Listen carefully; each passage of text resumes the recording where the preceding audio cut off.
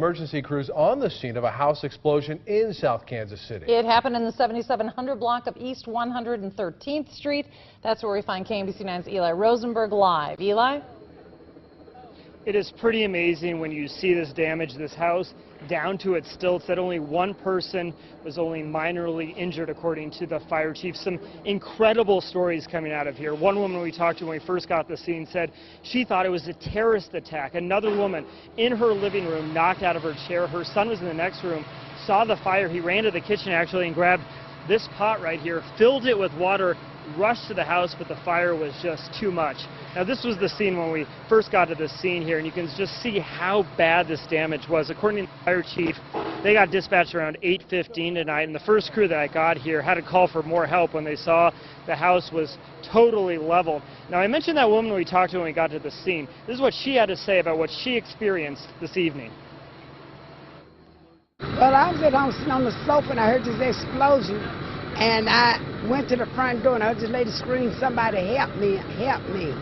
So about that time, I guess somebody got her out the house. The explosion knocked her unconscious, and she was cut up pretty bad.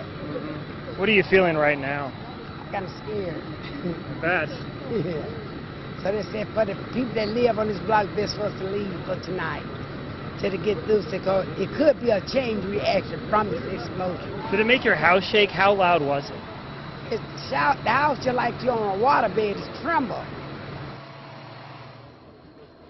That poor woman, she was still in shock when we talked with her a few minutes ago. Now, looking at live pictures here of the scene, you can see that house and what's left of it, really. Those crews are going piece by piece through the house with flashlights. The fire chief we talked to as well, he says they believe the house is vacant, but obviously they're taking no chances. This is a portion of our interview with the fire chief.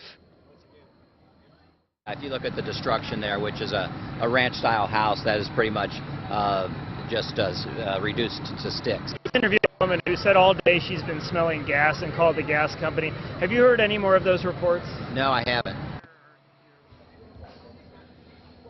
Now, I mentioned that one woman who suffered minor injuries. She actually lived in one of the houses on either side of where this house exploded. Fire chief telling me that she has some minor burns to her leg. Back to you.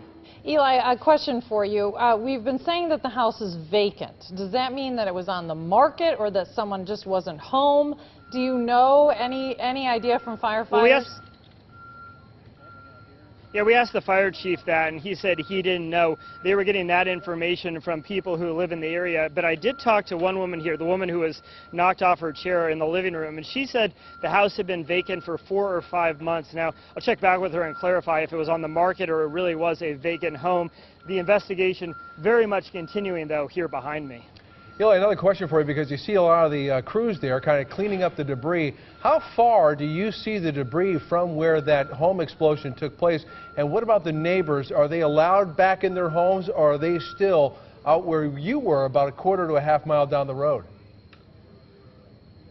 We've seen in just the last few minutes a few people trickle back, but we did talk to that one woman who said earlier on that she was told that she needed to find another place to stay. She was staying with family, and she lived 4 houses down. But we are seeing some people slowly return, but you got the sense that until they could figure out exactly what happened here, they were obviously not going to be taking any chances.